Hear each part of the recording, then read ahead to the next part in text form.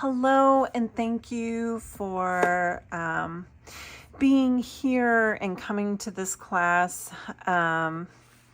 People have been asking me if this was going to be a class, and I thought this would be a perfect format for my subscribers. Unfortunately, the way social media is going these days, if you're not a TikTok creator, the algorithms on places like Instagram, where artists and creative used to get seen, they are just not prioritizing any of the content that you're putting out there. And so there's a very good chance that people who are following you don't even see what you're releasing or what you're producing or anything. So the mailing list is the one way I know I can definitely reach out to people, let them know when there is a sale, when a class is coming. I do early bird discounts, I do subscriber sales, and now I've been really kind of expanding my product line. I'm starting to do lots of limited edition stamps and things like that, and I'm starting to just offer those to subscribers because it's just a small amount, and I don't even need to go to social media at this point. I just let the subscribers know about them. So it's really awesome that you're here. I hope you stay subscribed because I have lots of stuff coming up down the pipelines.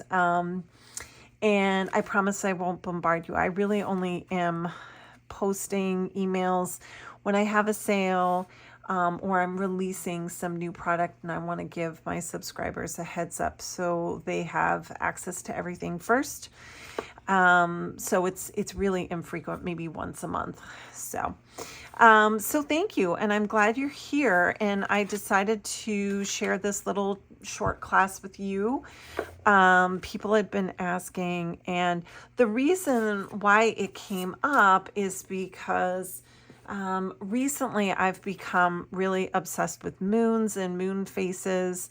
I use them in my art journals all the time, and so I wanted to have a stencil that was designed in the way that I have been using them in my writing journals.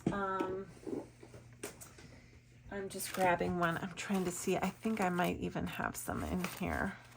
Yeah, so I will use faces or moon faces in my journals all the time.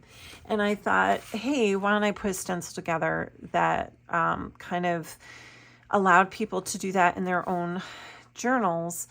So that's why they're kind of half faces, because I use them as in juxtaposing ways. And then when I was coming up with samples, I started making these little booklets, and then I got addicted to the booklets.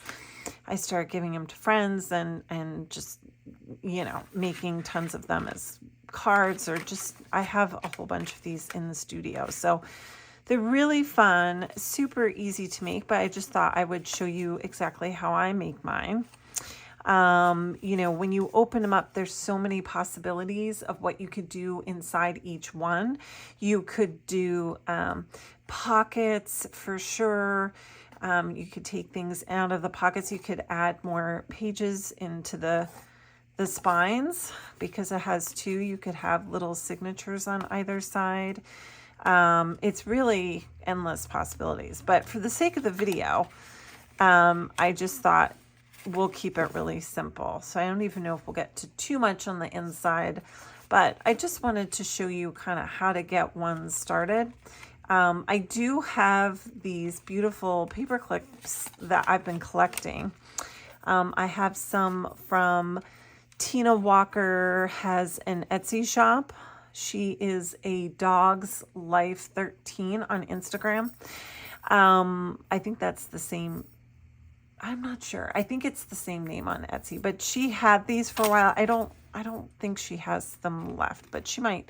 And then I also found these ones at Anthropology on sale. But then the other day I was in Staples and I found these there too. So you know, keep your eyes peeled for really pretty paper clips, because this is a fun way to use them to kind of keep your little booklets closed. And it's obviously not a necessity for these books at all. And then I also wanted to show you another way to take this concept and flip it on its ear is to make a larger face and cut it in half and do it like this. So I just thought, oh, that's another fun way to kind of work in this concept a little differently. And I happen to have like a lot of larger face stencils in my shop. So I think this is from Portraits. And I thought this works well as a trifold booklet as well. So I just wanted to show you that in case you weren't into moons.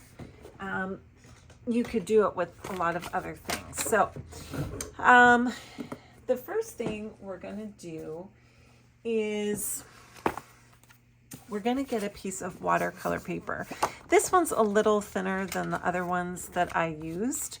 I usually use like the thickest kind of watercolor paper because I get it from Five Below, which here in America, it's a dollar store. It's really cheap, but it's really thick. So I find it very useful. But I'm going to do it in a thinner watercolor today. And basically, we're going to go off this size, this little square size. So, you know, conceptually, you could make any trifold book. If you're using paper or cardstock, I mean, you can just eyeball it and just kind of say, okay, that looks pretty even. Fold two sides in, and you've got a trifold structure. I mean, it couldn't be simpler.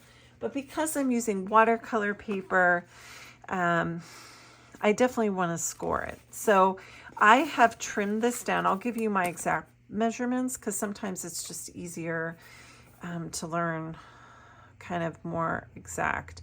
So, although I'm never exact. So I'm looking here, and this is about, I would say 4.5 inches wide. And my first fold, I'm going to measure, is about 2.5 inches. So I'm going to measure, my ruler is so old. Just make a little mark there on one side. And because it's watercolor paper, it's not going to fold really nicely without scoring it. So I'm going to do a nice score here on one side. And then you can see it folds really nicely. Okay. And then from here, okay, I'm going to mark, I think that's 2.5 inches. Right? This ruler is dirty. Wait, 2, that's probably 3, right? Okay, so 2.5. Got it. This ruler's really been through the ringer here. Okay. And I'm not like super exact. There's always room for tweaking things. But scoring is important because then you can fold watercolor paper. And now I can see, okay,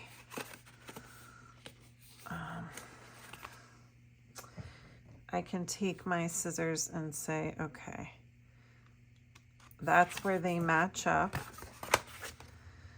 And I mean, I just eyeball things. I tend to pay the price when I do that, but that's why I have these long scissors. I got them specifically for eyeballing things. And I know a lot of people have those nice paper cutters on their desks. That's like a super awesome way to go.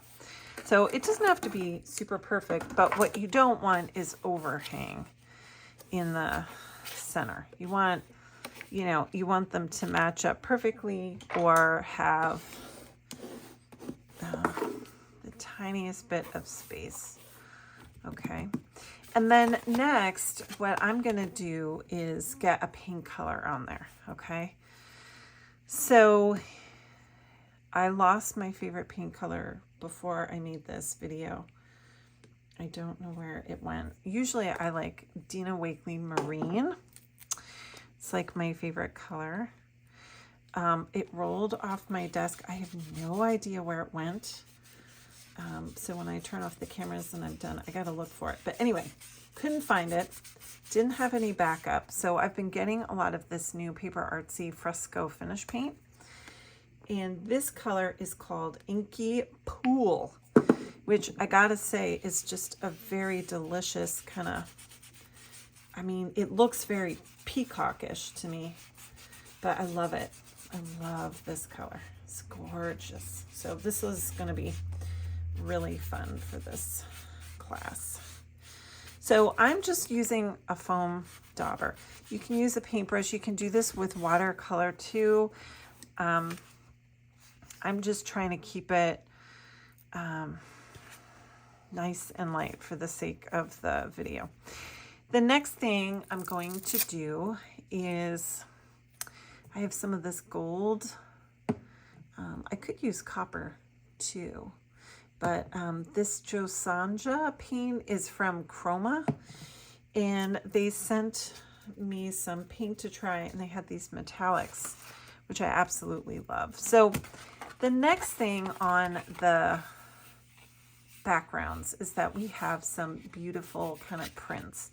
So I have this stencil here, which has been my latest obsession, and I'm just gonna kind of get some color on this outside paper because I wanted to start drying so I can do the faces. Okay. And then because it's such a bold color and I've got some real stark contrast, at least on the covers, I'm just gonna kind of soften it up by brushing this around. Okay. It just kind of softens it up. And then on the inside, for the sake of speeding things along, and I have this ready to go, I'm just gonna put some gold in here. Just so I have some color on the pages. And the dauber is a great way to just kind of get color on a page. And it just thins out everything. So I can come back in and add texture later. Okay.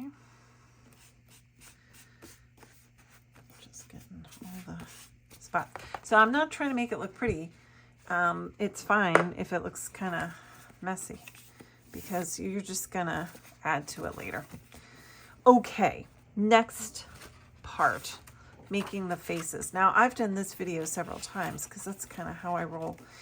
And on the first video, maybe the third or something, I did the faces going the wrong way. So I'm going to use my stencil, my handy dandy Moonlight Journaling stencil. And I am just ever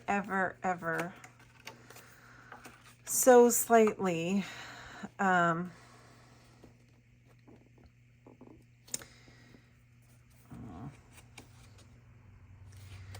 to make sure it's semi the same height. I'm just going to loosely trace these circles. So they're there, but it's not super intense because what I want to do is get some of this paint on there to paint the faces. So I am picking an off-white here. You could choose to do a white, a beige, an ivory. I'm actually using Dina Wakley Apricot, which is a nice off-white. It's a little more goldish. And ideally, you know, you might want to get a good 2 coats on here. but because I'm filming,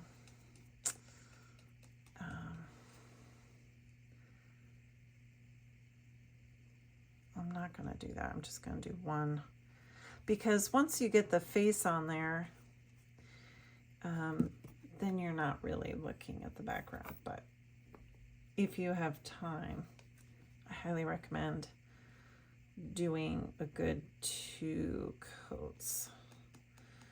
It'll just be nice and thicker. I can try to get a second coat on there, but not fully drying. Now, another option, this is what I would say is the brave way to get this project going. What I did do in the second one I made, I did it on paper, and I cut out the paper and glued it on. I do this often when, you know, I want to make sure that I don't make all this work in creating a book. I go to do the faces and they look awful, which can be fixed because you can do some on paper and glue it over there. So that's a possibility too. But in this case, I did it on the paper and cut it out, because then I know I have just what I'm looking for, image wise. So this is drying. I can't do anything on here quite yet. So I'm going to work on the inside. Now I'm going to work really quickly because, well, I don't have a ton of time, and who wants to watch too much? So I have a glue stick here and all kinds of scraps, bits and bobs. I have some vintage paper, which is always nice. I'm just going to quickly start gluing stuff down while the outside is drying. And hopefully we'll have, so I'm just gonna, I did put something over the fold there, so I'm just gonna make sure, you know, I reinforce it. Got some of this deli paper, hand printed deli paper. I use a lot of my collage papers, not surprisingly, in my art making. You know, I'll have days where I make tons of collage papers, and then I have a nice little drawer beside my desk, and I keep them all there, kind of organized by color. And then that way, when I'm working on projects, I can go and I can see all the colors and then decide, okay, I'll use this piece here for this project because the colors go together. So it's just kind of a handy way for me to work. And I'm just adding light bits of stuff here. I'm just looking, I have this cute crane. She's cute. I do have paper dolls over here in my, I just want to see if there's a great central. She's cute. That person's too long. That person's cute. Just going through my stash of things to see what, oh, here's some moon faces, see? I'll put those in too, just in case. So I always have little focal points at the ready. Here's some more. That one's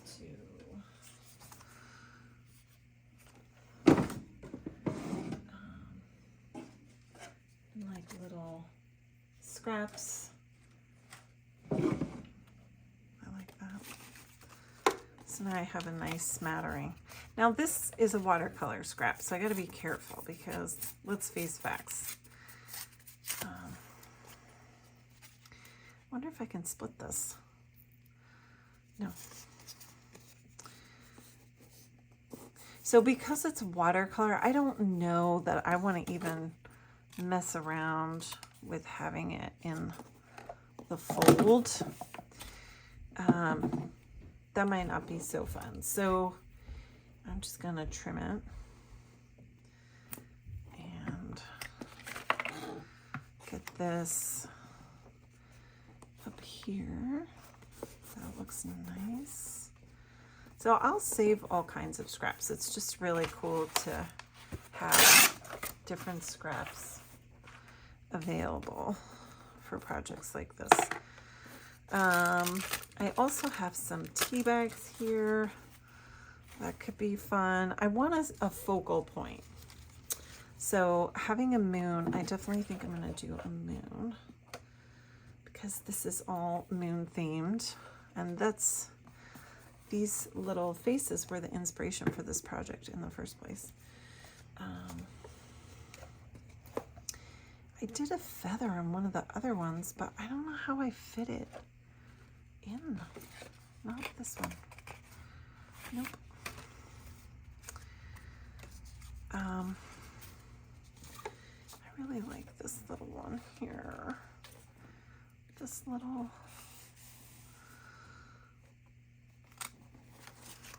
she's so cute.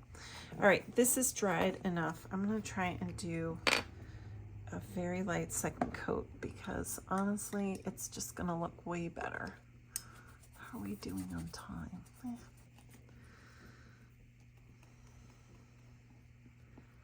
make it as thin as I can.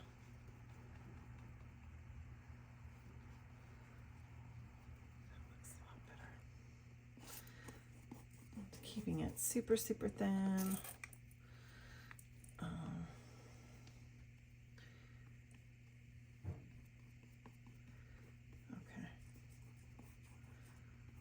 Just nice and thin. Okay.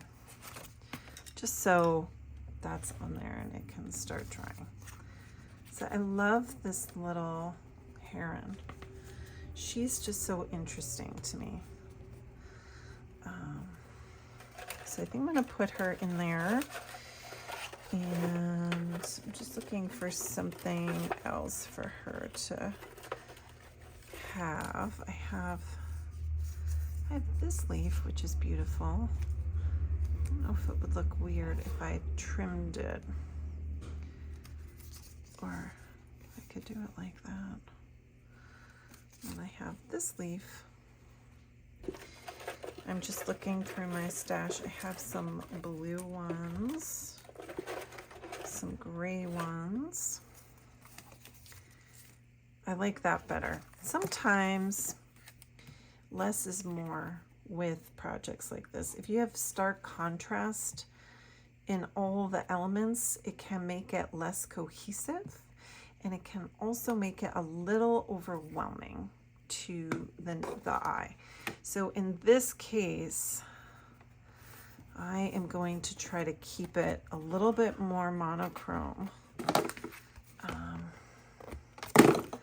So that way it just looks a little bit, because this is pretty stark too.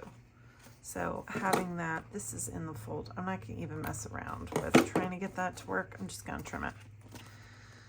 Okay, and then I can see some of my glued papers sticking out, so I'm going to trim those down. But I just love this little bird. I feel like she needs to be off to the side with something in the middle, like a little phrase. I do have these ones. And I have ones like this that I made. So I'm just gonna see. I have something small. That's smaller. This is smaller. Okay. Already I'm thinking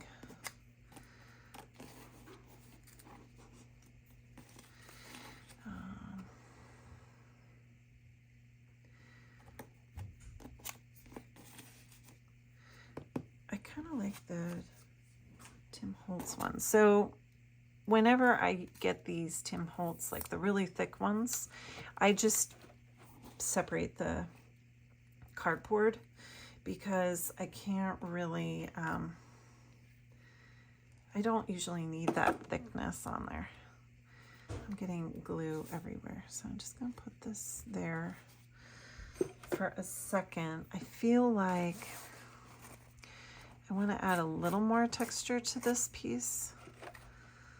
So I'm gonna, can I use up some of this glue? I'm gonna add a little more glue here. So it's not so like bold. There we go. Something like that, okay? Okay. And then I'm going to glue my heron person down. I'm not gonna worry. I mean, this is just particular for this, but I'm not gonna glue like the whole skirt down or anything. Just gonna let that be three-dimensional. It's already looking so cute. And then as time goes on and things dry, I can come back in and add, you know, different marks with paint pens if I want, you know, just adds a little bit more bits and bobs in terms of mark making, to kind of just pull it all together, you know, and then I might even do some writing here later. Just fun ways to kind of flesh this out. Okay, but now I think we're ready to work on our face. So I am going to put the cap on my glue. Move this out of the way. Okay. And just change this. Okay. So it doesn't matter if the awake face is on one side, if everybody's sleeping. It's really up to you. You can do whatever you want. And I'm just kind of loosely tracing this stencil for now. And then I can come back in and really add a little bit more to it.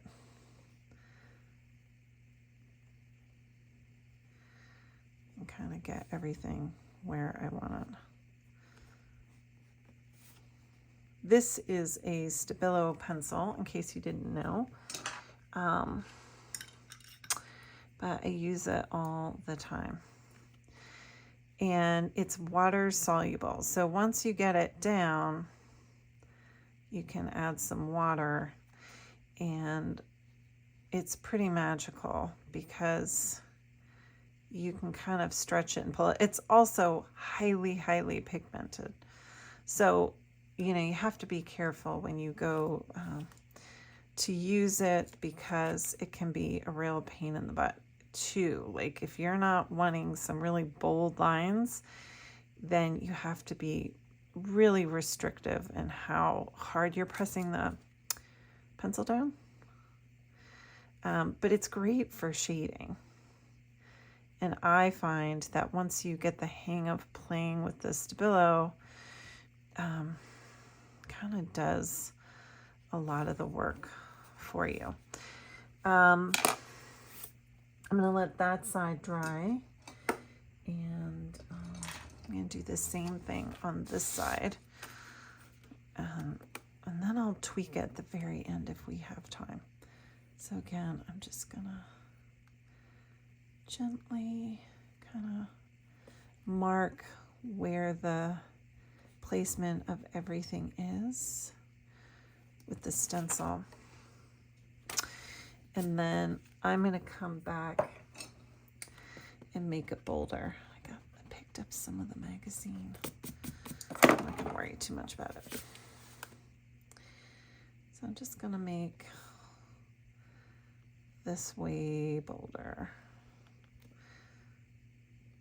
with the Stabilo, color in the nostrils a bit, darken this, give a little shape.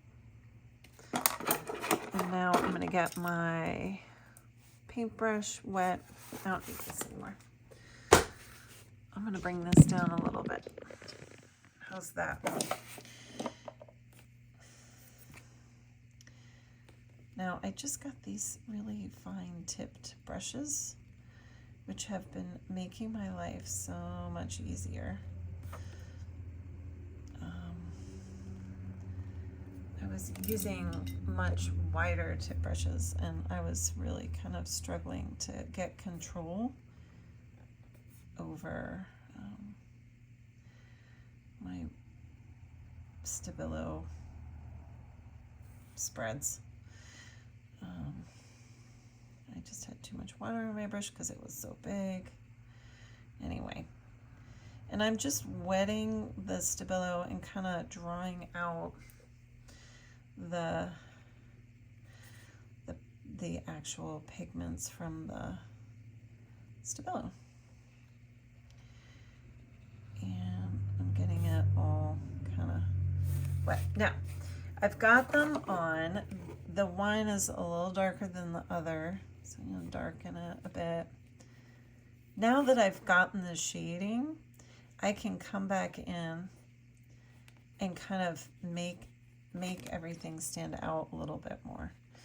I don't need to as much as that with this one. And then if you want, you know, now you can really just kind of tweak things and play. So my brush is really wet. So I'm gonna add some, I mean, these are watercolor pencil. Most people don't do watercolor on acrylic. I do. Not really supposed to. But I'm just adding a little of color on here. So, and I'm keeping it to the same, just so I have some more depth in here. And I'm just using one color. So that way, again, you're not getting too visually overwhelmed with too much color, that sort of thing. So, and once the Stabilo dries, it is fairly permanent. I wouldn't say completely, but once you wet it and it sets, then you don't have to worry about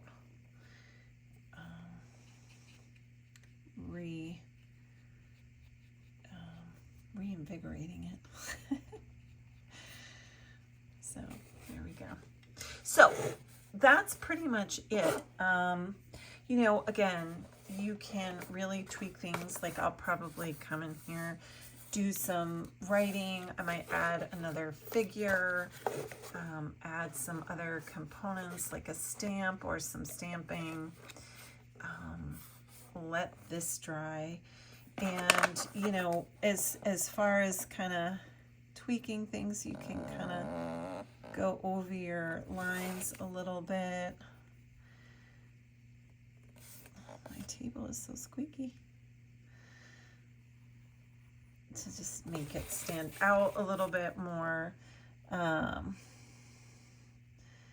just kind of have fun. Sometimes I'll add iris color. I have been using a lot of these metallics, which is fun. And this should just be very dark.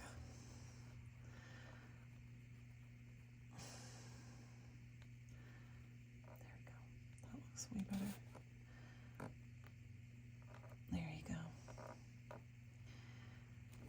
It's hard when you're on camera. You tend to work way more sloppy. And then that's it. You've got a beautiful little booklet, trifold booklet. It's super awesome. And it just makes a fun little project. I hope you enjoyed this. And just tag me if you make some. I want to see if you guys come up with some of these in your own way. Like I said, there's so many ways to kind of build on this concept. I think you could have a ton of fun. So thank you so much for joining me today for this mini class and being a subscriber. I really appreciate you all, so thank you so much.